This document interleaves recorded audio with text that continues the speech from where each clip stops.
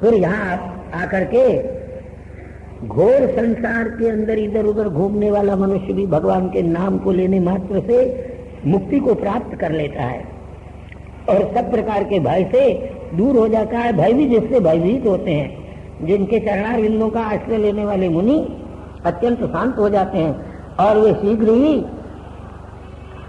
पापों से दूर हो जाते हैं। जैसे गंगा जी के जल का स्पर्श करने मात्र से मनुष्य सब पाप से छूट जाता है, इसी प्रकार भगवान की कथा सुनने वाला व्यक्ति भी सब पापों से छूट जाता है।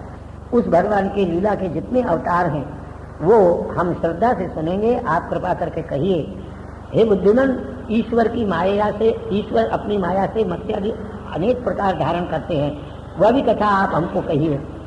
भगवान उत्तम श्लोक कहलाते हैं, उनके पराक्रमों को सुनकर के हम तृप्त नहीं हो सकते हैं। उसके विक्रम को सुनकर के हमें पद पद में मधुरता का भान होता है। माया से मनुष्य रूप धारण करके भगवान केशव अपने भाई बलराम के साथ उन्होंने जो अद्भुत अद्भुत चरित्र और वीर्य पराक्रम किए, उनको हमें आप कृपा करके कह दीजिए। कहते हैं आप तो कर्म कांड में लगे हैं, सुनेंगे कहाँ से? कहते हैं कलयुग को प्राप्त जान करके इस वैष्णव क्षेत्र में हम दीर्घ सत्र के व्याज से कथा सुनने के लिए ही बैठे हैं, और कोई काम हमको है ही नहीं। इस वास्ते ये कलयुग पुरुषों के सत्व का हरण करने वाला है, इसलिए हम चाहते हैं कि हम इससे पार हो जाएं।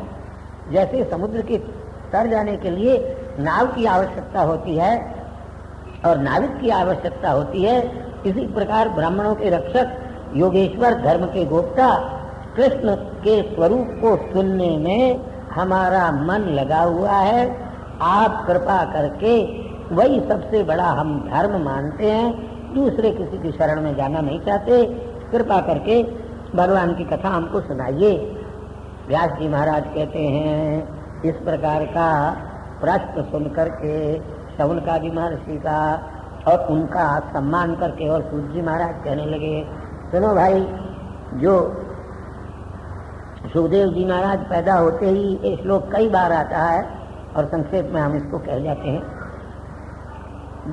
16 वर्ष की आयु में पैदा होते ही चले, उनके पीछे पीछे वेदव्यास जी भी चले। ऐसे आतुर होकर के पुत्र पुत्र पुत्री चिल्लाने लगे कि वृक्षों में से भी वैसी ही आवाज आने लगी।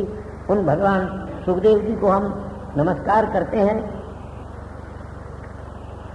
जो अपना ही अनुभाव में रहने वाले अखिल श्रुति का सार है, अध्यात्म का दीप है और अज्ञान रूपी अंधकार से तरा देने वाला है। संसारियों के लिए दया करके जिस उत्तम पुराण को व्यास जी महाराज ने कहा है, उन मेरे अपने गुरु व्यास का मैं नमस्कार करता हूँ। नारायण को नमस्कार करके, नर को नमस्कार करके, नरोत्तम नर में अर्जुन को भी नमस्कार करके, नरोत्तम भगवान को नमस्कार करके, देवी सरस्वती और व्यास जी को नमस्कार करके फिर किसी पुराण की कथा अथवा जय मने भगवान की कथा आरंभ करना चाहिए। मुनियों, आपने बहुत अच्छा पूछा, ऐसी बात पूछिए जिससे संसार का कल्याण होगा। आपने भगवान श्री कृष्ण के संबंध में प्रश्न किया, इस प्रश्न को सुनते ही आत्मा प्रसन्न हो जाता है। यही मनुष्य के लिए सबसे बड़ा धर्म है कि उसका मन भगवान की भक्ति में लग जाए। भगवान आयतु की जो भगवान की भक्ति है, जिसमें किसी प्रकार का भी प्रतिघात न हो, उससे अंतरात्मा प्रसन्न हो जाता है। भगवान वासुदेव में लगाया हुआ जो भक्ति योग है, वो जल्दी से जल्दी वैराग्य को उत्पन्न कर देता है। और भगवान की कथा में लगाया हुआ जो धर्म है, उसको अगर ठीक से हम अनुष्ठान करें और सारा धर्म का आचरण करे, लेकिन भगवान में अगर मन न रहे, न लगे, तो केवल श्रम व्यर्थ। धर्म से ही हापवर्गस्य नासोर काय हो। धर्म, अर्थ, काम, स्वामी जी महाराज ने आपको एक दिन खूब अच्छी तरह से समझा दिया था। 4 पुरुषार्थ है भाई, धर्म, अर्थ, काम और मोक्ष। इसमें से धर्म का फल क्या है और अर्थ में धन का फल क्या है और काम का फल क्या है? मोक्ष का फल तो जन्म मरण के बंधन से छूटना है सीधा सीधा। तो कहते हैं नहीं, धर्म का फल धन नहीं, धर्म का फल भी है मोक्ष। तो कहते हैं अच्छा, धर्म का फल तो मोक्ष हुआ, लेकिन धन का फल नार्कोर खायोपकल्पते। धन का फल, धन किसी को प्राप्त हो जाए तो उसको अपनी इंद्रियों की प्रसन्नता के लिए खर्च नहीं करना चाहिए, अपितु धन को धर्म के कार्य में खर्च करना चाहिए। धन धर्म के लिए है, इंद्रियों को प्रसन्न करने के लिए धन नहीं। और काम, इंद्रियों को प्रसन्न करने का नाम ही काम है। संसार के सुख भोगना, अच्छे से अच्छा लड्डू पूड़ा मालपूड़ा कचौड़ी खाना, दुग्ध पेल सदृश धवल शैया पर सोना, हरे तेल फुलेल snow lavender powder cream lotion, इनका उपयोग करना, रेडियो सीलोन सुनना, इन सब बातों को कहते हैं काम सेवन। ये करना चाहिए, इनसे दूर भागना नहीं चाहिए। लेकिन ये किस लिए करना चाहिए? कामस्य इंद्रिय प्रीति लाभो जीवेत यावता, ये कहते हैं। रोटी खाना चाहिए, लेकिन किस लिए खाना चाहिए? हमारा जीवन बना रहे, हम भूखों मर जाए, ऐसा नहीं। खाना चाहिए, लेकिन चटोरी जीव को प्रसन्न करने के लिए खाना नहीं खाना चाहिए। खाना इसलिए खाना चाहिए कि प्राण बचे रहें। इसी तरह से संसार के जितने विषय हैं उनका भोग नहीं, उपयोग करना चाहिए। उपयोग भी नहीं, सदुपयोग करना चाहिए। ये यहाँ कह रहे हैं कि ये चार, ये परस्पर जो है ना, धर्म ऐसा करना चाहिए जो काम का बाधक न हो, और काम सेवन ऐसा करना चाहिए जो धर्म का भी बाधक न हो और अर्थ का भी बाधक न हो। मैंने आप दुनिया की पैसा आपके पास बहुत है और अभी मौज मजा आप धुंधकारी की कथा में सुन रहे हैं कि उसने संसार के सुख भोगने में माता पिता के धन को, तो क्या होगा? जिस दिन धन आपका खत्म हो जाएगा उस दिन आप मौज मजा से भी वंचित। इस वास्ते धन का उपयोग उपभोग ऐसे करना चाहिए जिससे धन बना रहे, और काम का उपयोग है। देखने में आंखों को ज्यादा खर्च कर देंगे तो एक दिन आंखें ही आपकी कमजोर हो जाएगी, फिर देखना ही बंद हो जाएगा। इसी प्रकार खाने में इतने ज्यादा लग जाओगे कि आज लड्डू पूरा बड़ा स्वादिष्ट बना, इतना खा गए कि अजीर्ण हो गया, तो दूसरे दिन डॉक्टर ने आपका खाना ही बंद कर दिया। तो इन धर्म परस्परानुपमर, ये एक दूसरे के सहायक बने रहें, इस प्रकार से इनका सेवन करना चाहिए। ये एक दूसरे के नाश करने वाले धर्म भी, अर्थ भी, काम भी और मोक्ष भी, यही इन श्लोकों का तात्पर्य है।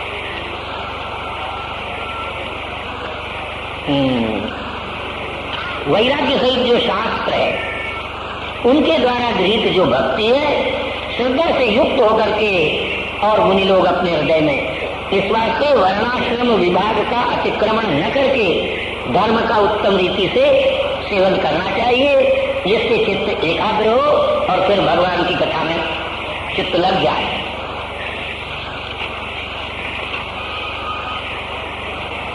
जिसका ध्यान करने से, जिसके रूपी खड्ग से योगी लोग अपने कर्म की ग्रंथि का छेदन करते हैं, ऐसे भगवान की कथा में प्रेम किसको न उत्पन्न होगा। हे ब्राह्मणों, पुण्य तीर्थ का सेवन करने से, सत्पुरुषों की सेवा करने से मनुष्य निष्पाप हो जाता है। श्रद्धा युक्त होकर के आप लोग सुनना चाहते हैं तो ऐसी श्रद्धा ये भगवान की कथा में रुचि उत्पन्न करती है। जिस भगवान के श्रवण कीर्तन जो हैं वो स्वयं पवित्र करने वाले हैं। वह भगवान श्री कृष्ण भी अपनी कथा सुनने वालों के हृदय में जाकर के विराजमान होता है और पापों का नाश कर देता है। भगवान की सेवा करने से संपूर्ण पापों का नाश हो जाने पर पुरुष की भगवान में निश्चल भक्ति उत्पन्न हो जाती है। जब भक्ति उत्पन्न हो जाती है तो मन में काम, क्रोध, लोभ इत्यादि फटकने नहीं पाते। फिर सत्व में चित्त स्थित हो जाता है, तब मन प्रसन्न हो जाता है। उसके बाद मनुष्य का संग छूट जाता है। जब संग छूट जाता है तो तत्व ज्ञान हो जाता है।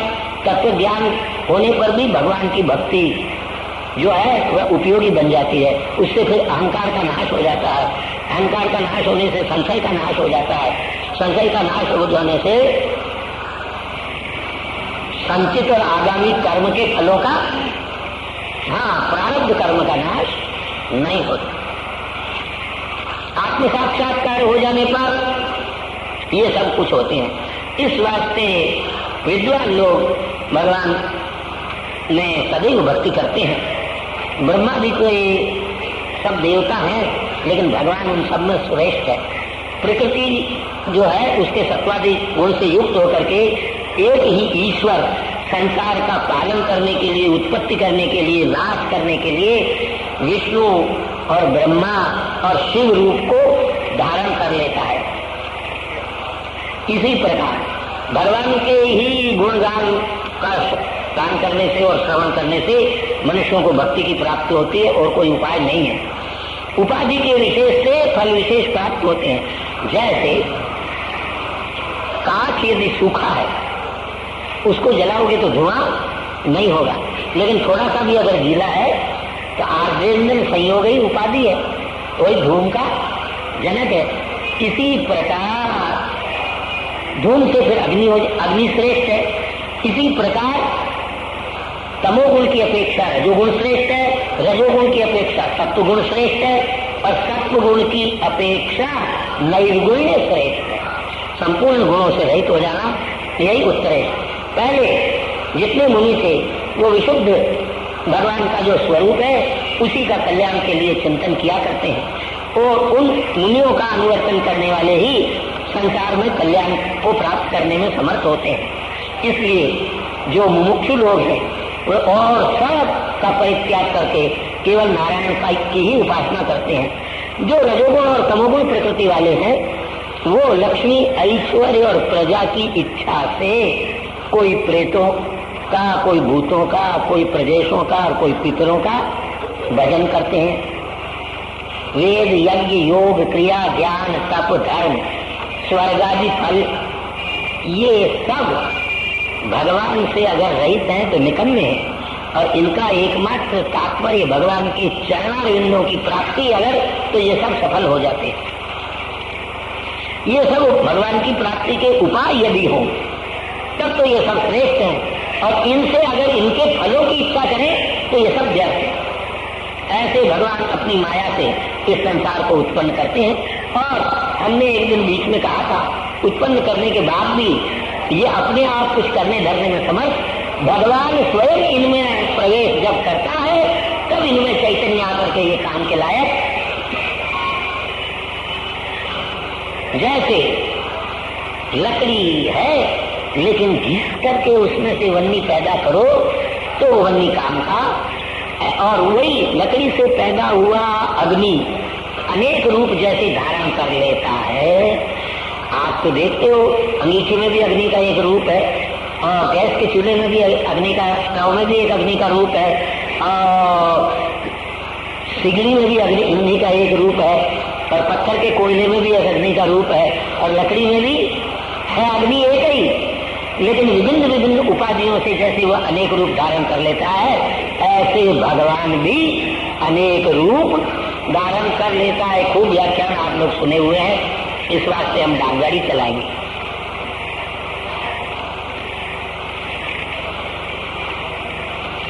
वो उनमें प्रविष्ट होकर के और विषयों का स्वयं भगवान ही, यही भगवान देवताओं में, पशु पक्षियों में, मनुष्यों में अपने अपने लीला से अनेक प्रकार के अवतार सत्व गुण के से धारण करके लोगों का पालन करते हैं। इसी प्रकार उन्हीं भगवान की अवतार की कथाओं को सूत जी महाराज कहते हैं, शौनकादि मुनियों हम आपको सुनाते हैं।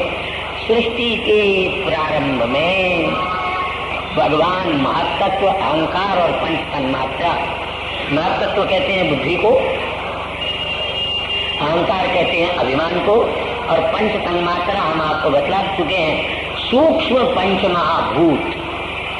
ये जो पृथ्वी, जल, आकाश, वायु और अग्नि, ये हाथ और हम जो काम में लेते हैं ये स्थूल है, लेकिन ये जिनसे पैदा होते हैं उनको कहते हैं सूक्ष्म पंच महाभूत।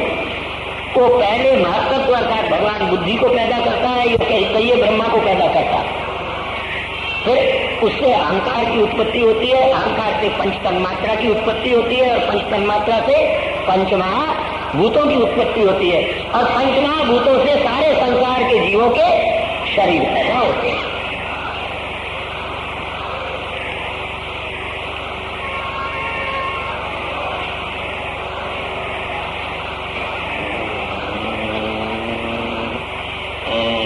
अच्छा, तो भगवान पुरुष का स्वरूप पहले धारण करते हैं और फिर महत् तत्वादि के द्वारा 16 पदार्थ, 11 हमने गिना दिया था, 5 ज्ञानेन्द्रियां, 5 कर्मेंद्रियां और 1 अंतःकरण या मन, 11 हुए, और पंच तन्मात्रा अथवा पंच महाभूत ही ले लो, पंच महाभूत 11 और 5 16, और प्रकृति, महत्त्व और अहंकार ये, और इसके बाद पंचमहाभूत और पंच तन्मात्रा को दोनों को जोड़ दें और अहंकार को जोड़ दें तो ये 24 तत्व होते हैं सब मिलकर। ये माया है, और 25वां है जीव। ये सब भगवान अपनी लीला से इन पदार्थों को पैदा करते हैं। सृष्टि के प्रारंभ में महत्त्व, अहंकार और पंच तन्मात्रा, इनसे और 11 इंद्रियां और पंचमहाभूत, ये 16 हो गए। इस संसार को पैदा करने की इच्छा से भगवान स्वयं पुरुष रूप में उत्पन्न होकर के इन 16 तत्वों को पैदा करते हैं। भगवान जब क्षीर सागर में शयन करते हैं तो उनके नाभि कमल से ब्रह्मा उत्पन्न होते हैं। उस भगवान के ही अवयवों से सारे लोग कल्पित हो जाते हैं। ये भगवान का विशुद्ध रूप है और यही अनेक प्रकार के अवतारों का बीज है। इसके हजारों पैर हैं, हजारों जंघाएं हैं, हजारों भुजाएं हैं, हजारों मुख है, अनंत ऐश्वर्य है और हजारों आंख, नाक, कान भगवान के इस स्वरूप के, और अनेक अलंकार भी इस भगवान के। ज्ञानी लोग ही भगवान के इस रूप को देख सकते हैं और कोई साधारण जीव देख नहीं सकता है। ये अनेक प्रकार के अवतारों का यही कारण है, जिसके अंश से देवादि पैदा होते हैं। वही भगवान पहले सनक सनंदन, सनत कुमार इनका रूप धारण करके आते हैं, फिर ब्रह्मा बनते हैं और ब्रह्मचर्य का पालन करते हैं। ये भगवान का पहला अवतार है। अध्याय तो पूरा कर लें, फिर कल खींचा खींच करेंगे। द्वितीयंतु भवायास्य रसातलगताम, भगवान का दूसरा अवतार वराह अवतार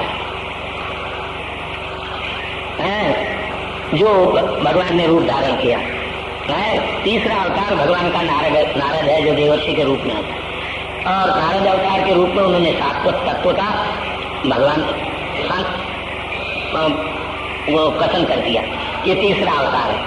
और इन्होंने फिर चौथे अवतार में भगवान नर नारायण के रूप से उत्पन्न होते हैं।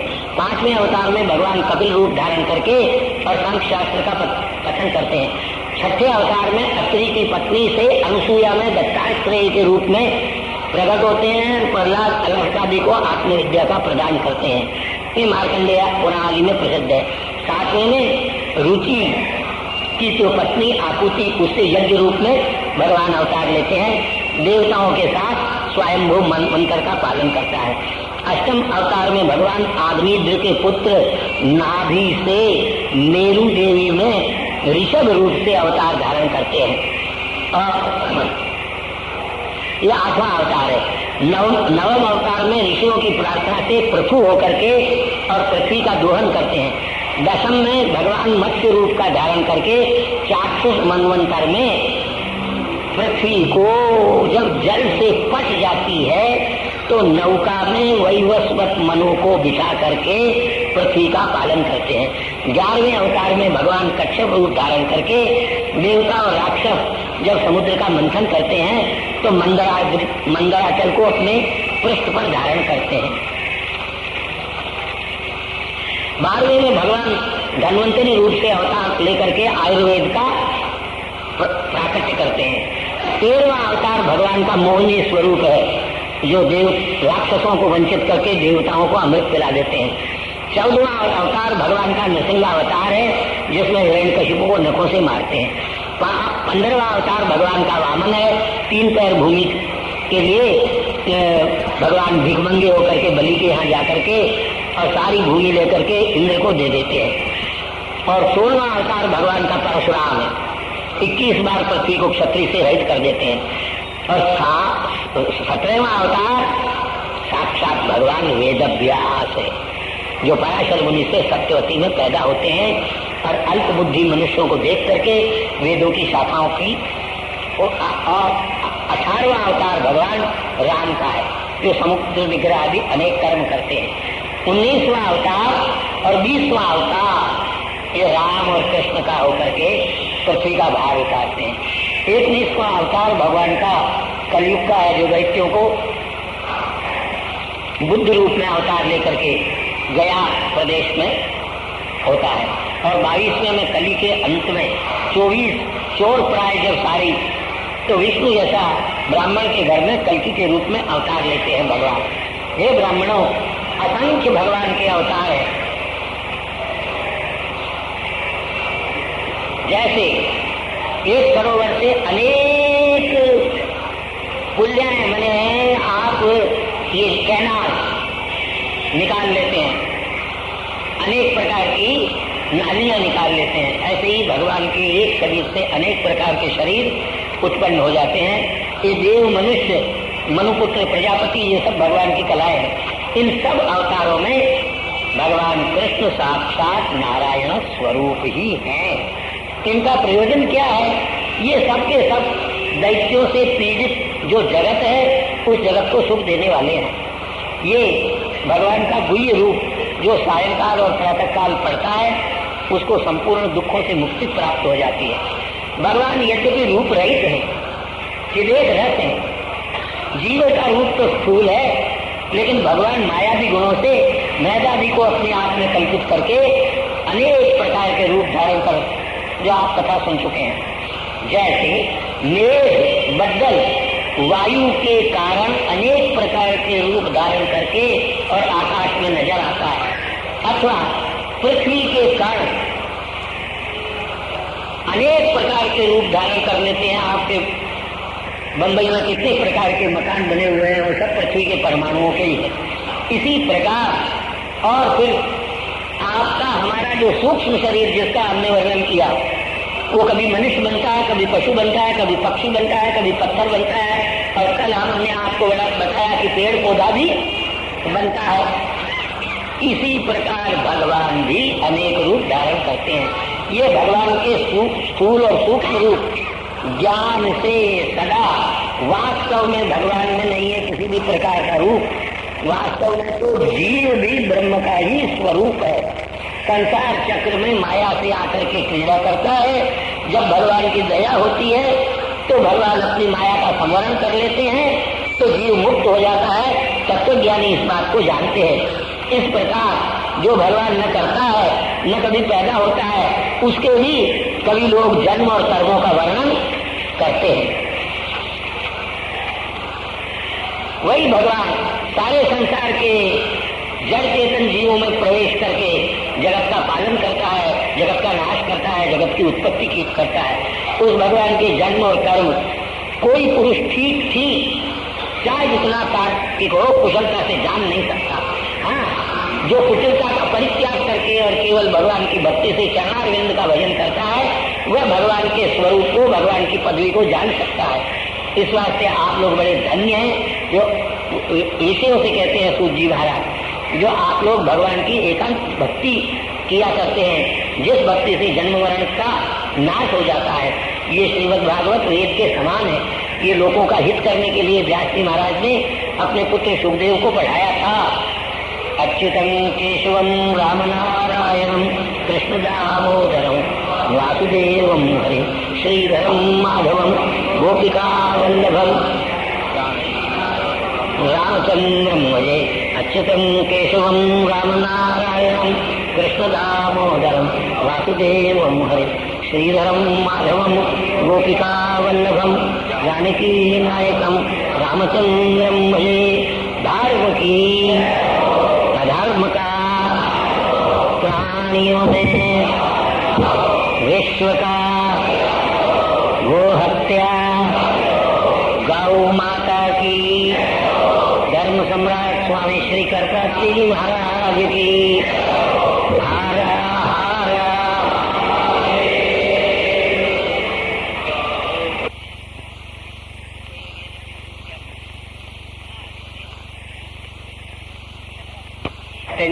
तत्पुत्र पराशरं च व्यासं शुकं गौड़पदं महान्तं गोविंद योगीन्द्र मथास्य शिष्यं श्रीशंकराचार्य मथास्य पद्मपादं च हस्तामलकं च शिष्यं तन्तोटकं वार्तिककारमन्या नस्मद्गुरून् सन्ततमानतोऽस्मि। श्रुतिस्मृतिपुराणानामालयं करुणालयं नमामि भगवत्पादं शंकरं लोकशंकरम्। ईश्वरो गुरुरात्मेति मूर्तिभेद विभागिने व्योमवद्व्याप्तदेहाय दक्षिणामूर्तये नमः। निश्वसितुमस्य वेदा वीक्षितुमेतस्य पंचभूतानि स्मितुमेतस्य चराचर मस्य च सुप्तं महाप्रलयः षड्भिरङ्गैरुपेताय विविधैरव्ययैरपि शाश्वताय नमस्कुर्मो वेदाय च भवाय च। मार्तण्डतिलकस्वामी महागणपतीन् वयं विश्ववन्द्यान् नमस्यामः सर्वसिद्धिविधायिनः। आचार्यकृतिनिवेशनमप्यवधूतं वचोऽस्मदादीनां रक्षोदकमिव गंगा प्रवाहपातः पवित्रयति। वक्तारमासाद्ययनेव नित्या सरस्वती स्वार्थसमन्विताभूत् निरस्तदुस्तर्ककलङ्कपङ्का नमामि तं शङ्करमर्चिताङ्घ्रिम्। वागीशाद्याः सुमनसः सर्वार्थानामुपक्रमे यं नत्वा कृतकृत्यास्युस्तन्नमामि गजाननम्। हौत्राग्निहोत्राग्निहविष्यहोतृहोमादि सर्वाकृतिभासमानम् यद्ब्रह्म तद्बोधविचारिणीभ्यां नमो नमः श्री गुरुपादुकाभ्यां नताययो श्रीपतितां समेयुः कदाचिदप्याशु दरिद्रवर्याः मूकाश्च वाचस्पतितां हिताभ्यां नमो नमः श्री गुरुपादुकाभ्यां नमः श्री परमहंसास्वादित चरण कमल चिन्मकरंदाय भक्तजनमानस निवासाय श्रीरामचंद्राय श्रीराम जय राम जय जय राम श्रीराम जय राम जय जय राम श्रीराम जय राम जय जय राम श्रीराम जय राम जय जय राम श्रीराम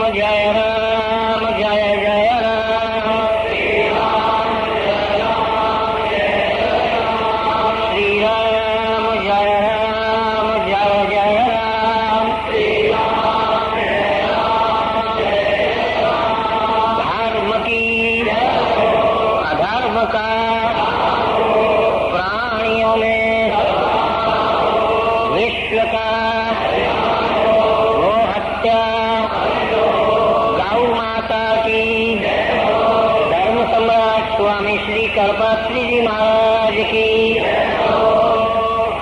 हारा हारा। भगवान अनंत कोटि ब्रह्मांड नायक परात्पर पूर्णतम पुरुषोत्तम अखंड सच्चिदानंद कंद पर ब्रह्म परमात्मा परम पिता प्रभु निर्गुण निराकार निर्विकार के सगुण साकार 24 अवतार सनातन धर्म के वेद शास्त्र इतिहास पुराण इत्यादि ग्रंथों से माने जाते हैं। उसमें कल आप सब महानुभावों ने 22 अवतार का वर्णन इस श्रीमद् भागवत के अंदर सुना। 22 के साथ 24 की संगति लगाने के लिए नर नारायण जो एक अवतार के रूप में यहाँ कहे गए हैं उनको नरावतार और नारायणावतार, जिनको नरावतार कहते हैं, दो मानने से 22 के 23 हो गए। और एतन नाना अवतारा नाम निधानम दीप मध्यम, ये जो सर्वप्रथम अवतार है उसको अगर जोड़ दें तो 24 की संख्या हो जाती है। अब आगे की कथा व्यास जी महाराज सुना रहे हैं। नारायणं नमस्कृत्य नरं चैव नरोत्तमं देवीं सरस्वतीं व्यासं ततो जयमुदीरयेत् इति ब्रुवाणं संस्तूय मुनीनां दीर्घसत्रिणां वृद्धकुलपतिसूतं बहुरिच शौनको ब्रवीत्। व्यास जी महाराज कहते हैं नारद जी से, इस प्रकार दीर्घ सत्र 1000 वर्ष का सत्र लेकर के जो विराजमान हुए हैं वृद्ध नैमिषारण्य के कुलपति, आजकल कुलपति कहते हैं वाइस चांसलर को, संस्कृत भाषा के शब्दों की हत्या की जाती है। कुलपति शब्द का अर्थ है जो 10,000 शिष्यों को विद्या पढ़ाए और उनके भोजन छाजन का भी प्रबंध करे। आजकल के कुलपति 10,000 रुपया तनख्वाह लें, काला अक्षर किसी को पढ़ाएं नहीं, दफ्तर में भी 1-2 दिन जाएं हफ्ते में और पूरे कागजों पर दस्तखत भी न करे, खाली इनिशियल करे, वो आजकल वाइस चांसलर और कुलपति हैं। तो शौनक महाराज कुलपति है। बहुरिच लिखा है, बहुरिच कहते हैं इस परंपरा से भृगुवंश में उत्पन्न होने वाले हैं। भृगुवंश के लोग ऋग्वेदी हुआ करते थे, इसलिए बहुरिच का। लेकिन आगे इस प्रकार की व्याख्या नहीं करेंगे, नहीं तो 12 अध्याय पूरे नहीं होते। सीधी सीधी बात कहेंगे। शौनक जी महाराज पुनः पूछने लगे, हे महाभाग्यवान सूत, आप व्याख्या करने वाले में अत्यंत निपुण है। भगवान संबंधी पूर्णमयी कथा जो सुखदेव ने परीक्षित को सुनाई थी वही आप कृपा करके हमको भी सुनाइए। किस स्थान पर, किस युग में, किस कारण से, पर किसकी प्रेरणा से वेद व्यास जी महाराज ने इस श्रीमद् भागवत का निर्माण किया। फिर आपने कहा सुखदेव को पढ़ाया। सुखदेव तो महायोगी और सर्वत्र केवल भगवान को ही जल चेतन पदार्थों में देखने वाले, निर्विकल्पक असंप्रज्ञात समाधि में ही निरंतर रमे रहने वाले, वो एकांत में निवास करते हैं और भगवान में ही उनकी बुद्धि लगी रहती है। निद्रा इत्यादि दोषों का सर्वथा परित्याग जिन्होंने किया हुआ है और गुप्त रूप से रहते हैं, पागल की तरह रहते हैं, लोग उनको पहचानते भी नहीं। उनके लिए तो ये प्रसिद्ध है कि एक बार वे पैदा होते ही विद्वत संन्यास लेकर के और चले गए। हिमालय गंधमादन पर्वत पार करने पर सुमेरु पर्वत की तलहटी में एक दिव्य सरोवर में देवांगनाएं स्नान कर रही थी। सुखदेव जी महाराज चले गए। स्नान करते समय उन देवांगनाओं के वस्त्र जो जल क्रीड़ा करते समय अस्त व्यस्त हो गए थे। सुखदेव को देख करके उन्होंने अपने कपड़ों को ठीक नहीं किया। उनके पीछे पीछे उनके पिता बूढ़े, जिनके केश काले से सफेद और सफेद से पीले हो गए, ऐसे शरीर में जिनकी झुर्रियां पड़ी हुई है वृद्धावस्था में, वो पीछे पीछे हे पुत्र कह करके जा रहे हैं। देवांगनाओं ने दूर से ही उनको आते हुए देख करके अपने अंगों को, जो जल क्रीड़ा के कारण अनावृत हो गए थे, फिर से ढक लिया। व्यास जी महाराज को संदेह हुआ कि बड़ी दुष्ट है देवांगनाएं, मेरा 16 वर्ष का पुत्र नौजवान इसी रास्ते से गया, उनको देख करके और इन्होंने लज्जा नहीं की, अपने शरीर को ढका नहीं, और मुझ बूढ़े को देख करके और लज्जा की। बड़ी दुर्भावना इनके मन में है।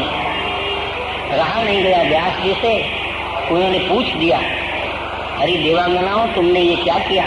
मुझ बूढ़े को देख करके और लज्जा की, मेरे नौजवान पुत्र को देख करके लज्जा नहीं की।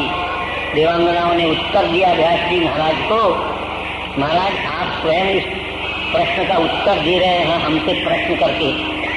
आपके कथन से मालूम पड़ता है आपके मन में, आपकी बुद्धि में अभी स्त्री और पुरुष का भेद है। आपका पुत्र जो निकल गया वह तो सारे संसार के जड़ चेतन जीवों को भगवान के रूप में देखता है, उसके मन में स्त्री पुरुष का भेद है ही नहीं, इसलिए उससे लज्जा करने की आवश्यकता नहीं थी।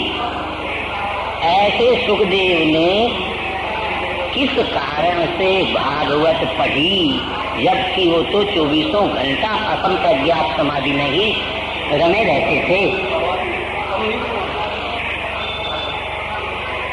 कैसे नागरिक लोगों को उनका ज्ञान हो गया और वह पूरे देश में कैसे चले आए? वो तो पागल की तरह, गूंगे की तरह, मूर्ख की तरह अपने आप को प्रसिद्ध करके और विचरण करते हैं। वे हस्तिनापुर में कहाँ से आ गए? और पांडवों के पुत्र राजा परीक्षित का उनके साथ संवाद कैसे हुआ? जहाँ ये भगवान की कथा हुई, वह तो गृहस्थों के घर में भिक्षा करने के लिए भी जाते हैं, तो संन्यास के नियम का पालन करते हुए उतनी ही देर गृहस्थ के घर में खड़े होते हैं जितनी देर गाय दोहने में लगती है।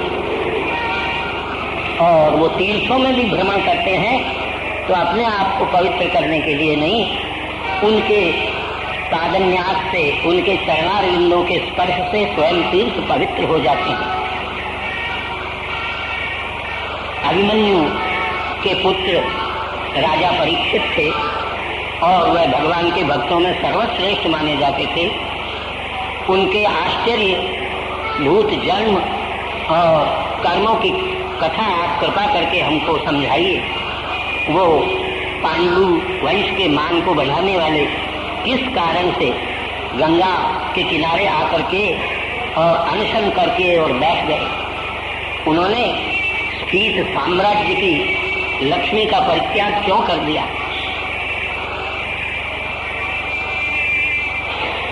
जिनके चरणारविंदों में समस्त अखंड भूमंडल के राजा लोग अपनी लक्ष्मी को भेंट के रूप में अर्पण करके और अपने आप को धन्य धन्य मानते थे, ऐसे परीक्षित को किस कारण से राजपाट छोड़ करके गंगा जी के तट पर जाकर के बैठना पड़ा? महाराज, ये संसार में लक्ष्मी का और धन का त्याग करना बड़ा कठिन है। प्राणों को भी लोग त्याग देते हैं पर लक्ष्मी त्यागी नहीं जाती। और हमको तो यह मालूम है कि संसार के पुरुष ही नहीं, महापुरुष जीवन मुक्त भी और लोगों का कल्याण करने के लिए संसार में विचरण करते हैं।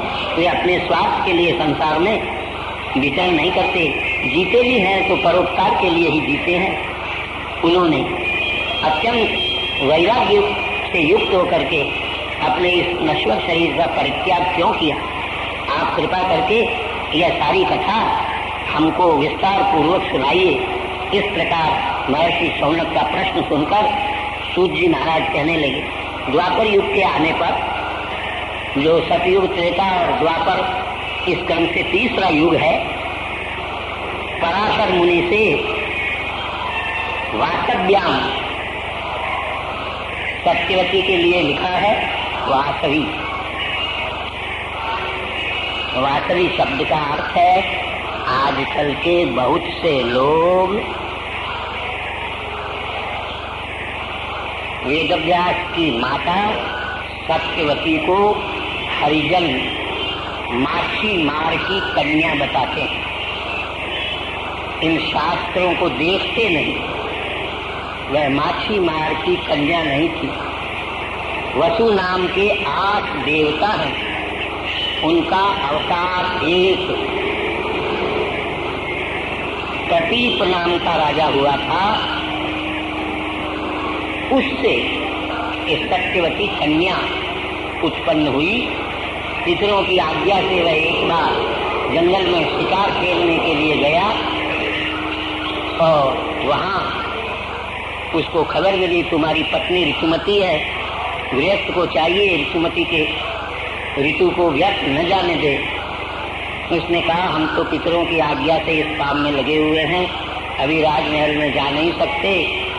हमारे शरीर का राजतत्व ले जाओ, एक पत्ते के दोने में रख करके एक कबूतर को उन्होंने चोंच में दे दिया। कबूतर लेकर के आकाश मार्ग से जा रहा था। एक बाज उसके ऊपर झपटा, उसको मांस समझ करके दोने में। उस बाज पर एक दूसरा बाज था। दोनों बाजों की परस्पर लड़ाई हुई। उस लड़ाई के बीच में कबूतर की चोंच में से वो दोना गिर गया।